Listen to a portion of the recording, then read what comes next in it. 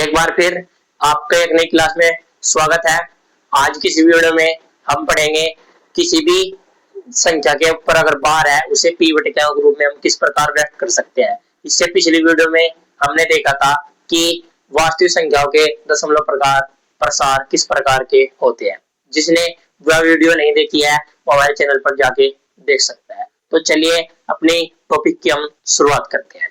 तो आज का जो हम प्रश्न लेकर आए हैं वो है, अगर किसी संख्या के ऊपर बार है, जैसे लिखा है 0.3, अगर किसी संख्या के ऊपर बार होता है तो उसका दशमलव प्रसार किस प्रकार का होता है। हमने आपको कल बताया था, इसको होता है अशांत आवर्ती, अशांत आवर्ती दशमलव प्रसार, ये तो होता है। आज हम सीखेंगे इसका p बटे क्या के रूप में व्यक्त करना।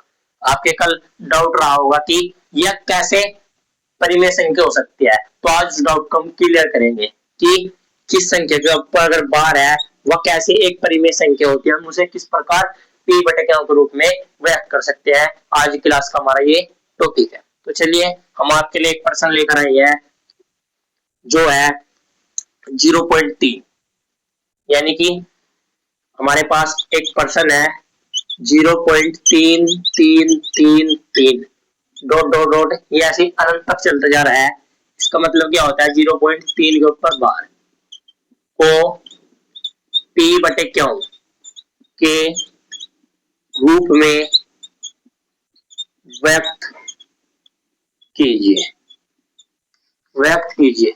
प्रश्न दिया हुआ है कि 0.33, यानी कि ये रिपीट होता जा रहा है, तो हमने से क्या लिख दिया 0.3 के ऊपर बार। इसे हमें क्या करना है, p बटे क्या के रूप में व्यक्त करना है। तो चलिए बड़ी आसान भाषा में इसे p बटे क्या के रूप में व्यक्त करना सीखेंगे। सबसे पहले हम क्या करेंगे, जो हमारे पास ये दे रखा है इसे मान लेंगे। माना, हम इसे किसी चर के बराबर मान लेंगे, आप कुछ भी मान सकते हो। हम इसे x बराबर मान लेंगे। माना x बराबर हम ये बार वाली संख्या नहीं मानेंगे, हम जो मानेंगे 0.3333, इसे पूरा खोल के लिखेंगे और इसके आगे ऐसे डॉट डॉट लगा देंगे। ठीक है, आप इसे कितने भी बार लिख सकते हो, मैंने यहाँ 4 बार लिख लिया और ये हमारे पास क्या बन जाएगी, समीकरण 1। क्या बन गई, समीकरण 1। अब हमें क्या ध्यान रखना है कि जितनी संख्या के ऊपर बार है, जितनी संख्या के ऊपर बार होगा उतने से हम दोनों पक्षों में गुणा करेंगे, उतने से क्या करेंगे, दोनों पक्षों में गुणा करेंगे। जैसे 0.3 के ऊपर बार लिख रहा है, कितनी संख्या के ऊपर बार है, 1, तो 10 से गुणा। ठीक है, अगर यहाँ पर ऐसे होता 0.33, दो संख्या है, इन दो संख्या के ऊपर बार है तो 100 से गुणा। अगर 3 संख्या के ऊपर बार होता तो 1000 से गुणा। ये आपको बात ध्यान रखना है, ये बहुत ही इसमें सबसे इंपॉर्टेंट है। ठीक है, तो यहाँ पर कितनी संख्या के ऊपर बार है, यहाँ पर एक संख्या के ऊपर बार है, तो हम क्या करेंगे, एक लाइन लिखेंगे, दोनों पक्षों में 10 से गुणा करने पर। आपको ये पता लग गया कि 10 से गुणा क्यों कर रहे हैं, इस बार वाली संख्या को पॉइंट से इधर लाने के लिए।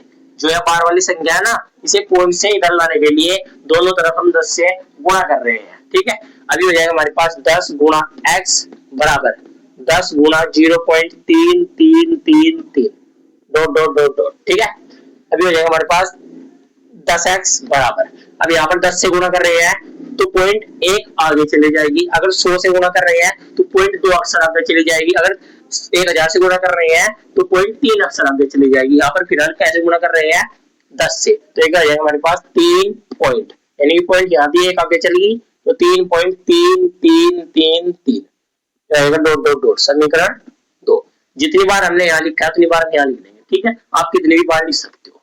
ये समीकरण 2 बन गई। अब देखिए यहाँ पर पॉइंट से बार वाली संख्या इधर आ गई ना, इतना बार वाली संख्या इधर ना आए, हमें ऐसे गुणा करते जाना है।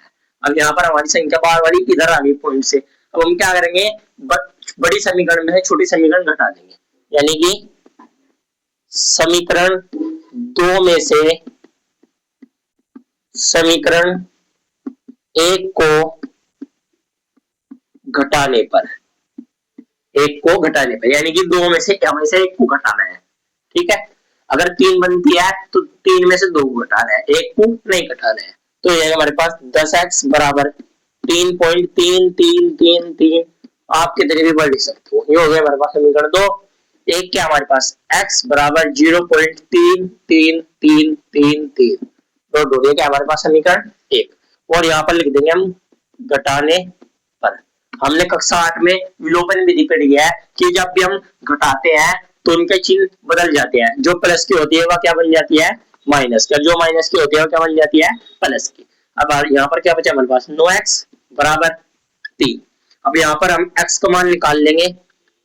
x बराबर जो चीज गुणा में होती है उधर क्या में चली जाती है, भाग में। तो 3/9, 3 कम 3, 3 तिया 9। तो x का मान क्या जाएगा 1/3।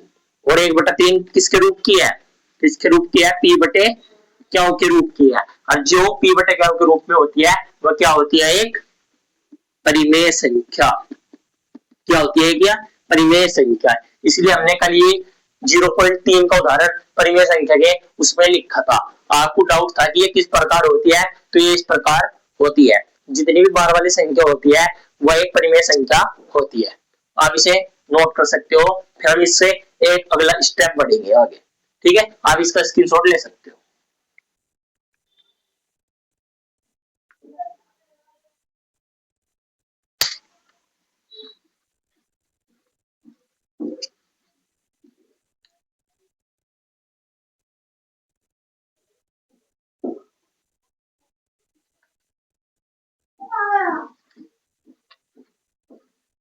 हाँ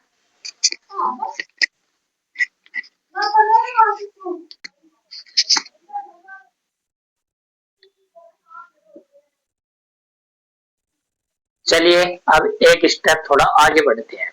क्या रहेगा अगला प्रश्न में, 0.47 के ऊपर बार को p बटे क्या के रूप में व्यक्त करना है। अब की बार एक संख्या छोड़ के उससे अगली संख्या में बार किया हुआ है, तो इसे किस प्रकार हल करेंगे। सेम वही प्रोसेस है, बस थोड़ा एक समीकरण ज्यादा बन जाएगी। सबसे पहले वही बात, माना किसी चर के बराबर x बराबर 0.47। अब देखिए जिस संख्या के ऊपर बार होगा उसे हम रिपीट करके लिखेंगे। तो 4 7 7 7। आप कितने भी वर्ड लिख सकते हो, ठीक है, जितनी बार आपको अच्छा लगे। ये बन जाएगा हमारे पास समीकरण 1। अब सबसे पहले क्या करेंगे, जिस संख्या के ऊपर बार नहीं है उसे पॉइंट पॉइंट से धर लाएंगे। अब कितनी संख्या है, एक है। अगर एक संख्या है तो 10 से गुणा, अगर दो संख्या है तो 100 से गुणा, अगर 3 है तो 1000 से गुणा। फिलहाल यहाँ कितनी संख्या है, बार से धर एक संख्या, तो पॉइंट से सबसे पहले इसे इधर लाएंगे। तो क्या करेंगे, समीकरण 1 में दोनों तरफ 10 से गुणा करने पर ये क्या जाएगा हमारे पास, 10 गुणा x बराबर 10 गुणा 0.4777 डॉट हमारे पास 10x बराबर 10 से गुणा कर रहे हैं ना, तो पॉइंट एक अक्षर आगे चल जाएगी, हो जाएगा 4.7777 डॉट डॉट। क्या बन जाएगा हमारे पास समीकरण 2। अब देखिए बिन बार वाली संख्या तो इधर आ गई, अब बार वाली संख्या को इधर लाएंगे। अब इसमें क्या होता है कि स्टेप बढ़ जाता है, हो जाता है पुनः समीकरण 2 में जो सबसे शुरू में कर रहे थे ना कि जितनी संख्या ऊपर बार होगा उतने से गुणा करेंगे। अब ये प्रोसेस लगाना है कि कितनी संख्या ऊपर बार है, एक, तो 10 से गुणा, दो के ऊपर है तो 100 से गुणा। फिलहाल यहाँ कितने के ऊपर है, एक के, तो समीकरण 2 में पुनः समीकरण 2 में, यानी पुनः का मतलब है कि हम फिर से गुणा कर रहे हैं। पुनः समीकरण 2 में 10 से गुणा करने पर अगर हम सीधे सीधे ही इसे घटा देते तो यह बार वाली संख्या इधर नहीं लाते तो आप हमारा आंसर गलत हो जाता। तो सबसे पहले हम क्या करेंगे, जिस संख्या ऊपर बार नहीं है उसे इधर लाएंगे, फिर पुनः उसमें गुणा करके जिस संख्या के ऊपर बार है उसे फिर इधर लाएंगे, जब जाके हमारी तीसरी समीकरण बनेगी। तो हमारे पास क्या हो जाएगा, 10 गुणा 10x बराबर 10 गुणा 4.7777 डॉट डॉट। ये हो जाएगा हमारे पास 100x बराबर, ये हो जाएगा हमारे पास 47 पॉइंट, यानी आती आगे चली जाएगी 777 डॉट डॉट। समीकरण 3 मैंने आपको बताया था कि अभी थोड़ी देर पहले, अगर 3 समीकरण बनती है तो हमेशा तीसरी में से दूसरी घटाना है। क्यों घटाना है? क्योंकि इसमें जो समीकरण 1 है, इसमें जो हमारी बिन बार वाली संख्या वो इधर नहीं है। समीकरण 2 में बिन बार वाली संख्या इधर है और समीकरण 3 में बार वाली संख्या इधर है, तो इसलिए हमेशा 3 में से 2 को घटाते हैं। यह बात आपको इम्पोर्टेंट है, ध्यान रखनी है। तो लिखेंगे समीकरण 3 में से समीकरण 2 को घटाने पर तो हो जाएगा हमारे पास 100x बराबर 47.7777 क्या है? समीकरण 3।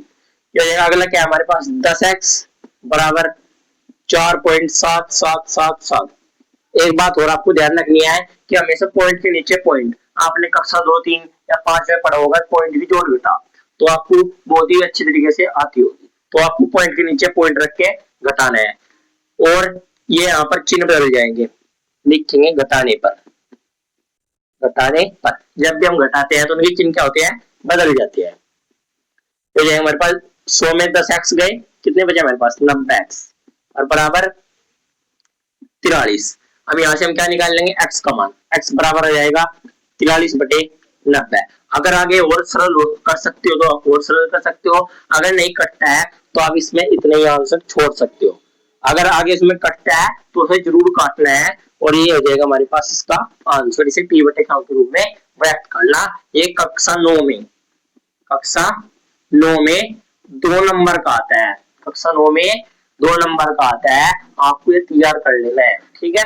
ये इस पर आधारित पूरी प्रश्नावली के क्वेश्चन दिए गए हैं। प्रश्नावली में 3 क्वेश्चन दिए गए हैं इसी तरीके के और 2 उदाहरण दिए गए हैं, तो आप इनसे ही रिलेटेड उन्हें प्रैक्टिस के लिए कर सकते हो। हम आपको अगली वीडियो में प्रश्नावली के जो क्वेश्चन बाकी बच रहे हैं उन्हें कराएंगे और अगली वीडियो में हम इस चैप्टर को खत्म करने की पूरी कोशिश करेंगे। चैप्टर तो खत्म नहीं होगा, ये प्रश्नावली जरूर खत्म करने की कोशिश करेंगे। तो मिलेंगे आपसे अगली वीडियो में। अगर हमारी वीडियो आपको अच्छी लगी हो तो चैनल को सब्सक्राइब कीजिए और हमारी वीडियो को लाइक कीजिए, जिससे कि और बच्चों तक ये वीडियो पहुंच सके और आप तक भी और अगली वीडियो हमारी आ सके। तो मिलेंगे कल शाम 7 बजे इसी के साथ। Thank you.